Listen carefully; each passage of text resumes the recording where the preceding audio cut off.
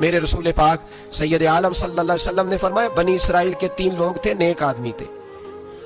سفر پہ جا رہے تھے تو بارش تیز آ گئی، صحیح بخاری کی حدیث ہے، تیز بارش آئی،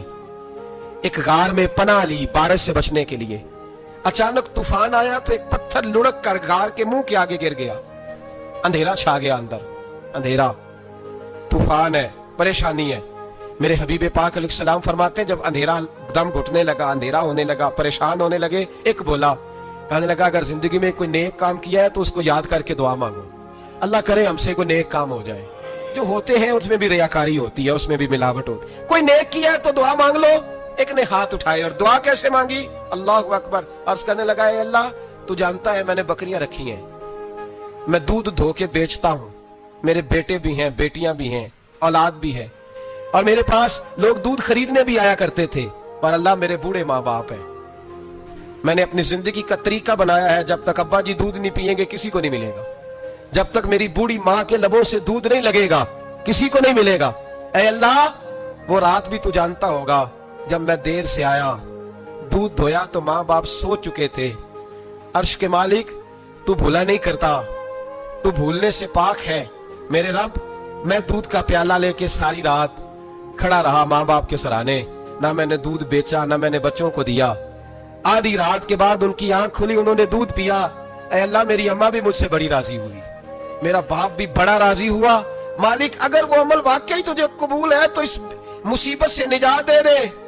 میرے نبی پاک علیہ السلام فرماتے اس نے یہ وسیلہ دے کے دعا مانگی تو اللہ نے پتھر سرکا دیا، پہلے روشنی نہیں آ رہی تھی اب روشنی آنی شروع ہو گئی۔ پتہ چلا جو زندگی میں روشنی چاہتا ہے وہ ماں باپ کی نوکری کرے، جو زندگی میں روشنی چاہتا ہے وہ ماں باپ کی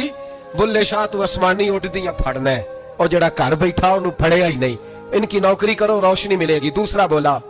اس نے کہا اے اللہ تجھے پتہ ہے میں نے کئی لوگ مزدوری پہ رکھے ہوئے ہیں، ایک شخص مزدوری کرتا تھا تو کچھ کلو کچھ سیر چاول کچھ چاول اس کی مزدوری بنے، مثال دے کے سمجھاتا ہوں، 10,000 کے چاول اس کی مزدوری بن گئے، میں نے اس کو کہا مزدوری لے لے تو وہ ناراض ہو کے چلا گیا ناراض ہو کے، لیکن اے اللہ میں نے اس کا مال کھایا نہیں، میں نے مزدور کا حق رکھا نہیں، اے اللہ میں نے 10,000 علیحدہ کر دیا، وہ چاولوں کی قیمت میں نے علیحدہ کر دی، جب میں کاروبار کرتا تو میں نے اس کا پیسہ انویسٹ کر لیا،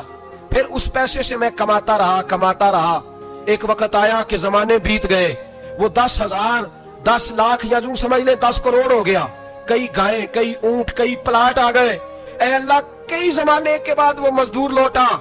اور کہنے لگا صاحب میں غریب ہو گیا ہوں، تنگ دستی آ گئی ہے، بوڑھا ہو گیا ہوں، وہ میرے پیسے تو دے دے۔ تم اے اللہ میں بے ایمان نہیں ہوا،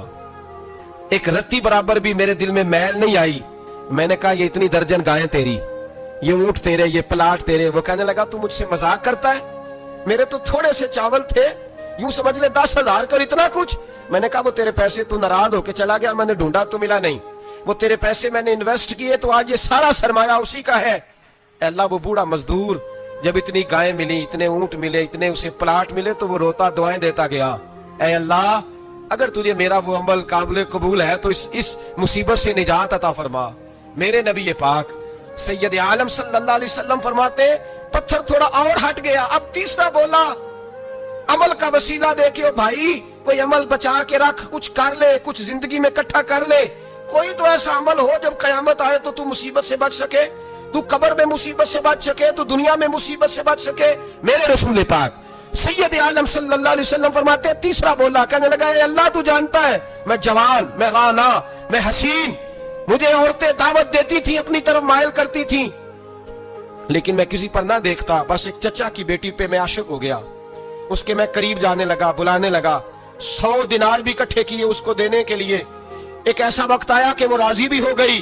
اے اللہ تنہائی بھی آ گئی، یوں سمجھ لو کہ میں جوان بھی، حسین بھی، مالدار بھی، میں چاہوں تو ایک ایک دن میں 4 دفعہ میں بدکاری کر سکتا تھا، اے اللہ ساری خوبیاں تھی، وہ بی بی میرے پاس آئی، کمرہ تنہائی، کوئی دیکھنے والا نہیں تھا، جب میں اس کے قریب جانے لگا تو وہ عورت کہنے لگی تو رب سے ڈر جا، رب سے ڈر جا، رب سے ڈر جا، اے اللہ طاقت بھی، جوانی بھی، حسن بھی، مال بھی، میں سب کچھ کر سکتا تھا پر تیری لیے، اور اگر مسلمان ہوگا تو کہے گا اے اللہ تیرے رسول کے لیے، اے اللہ مدینے والے چاند کی بات مان کے، اے اللہ آمینہ کے معصوم کی بات مان کے، اے اللہ جناب فاطمہ زہرا کے ابا کی بات مان کے میں نے اپنے نفس کی خواہش کو کچلا،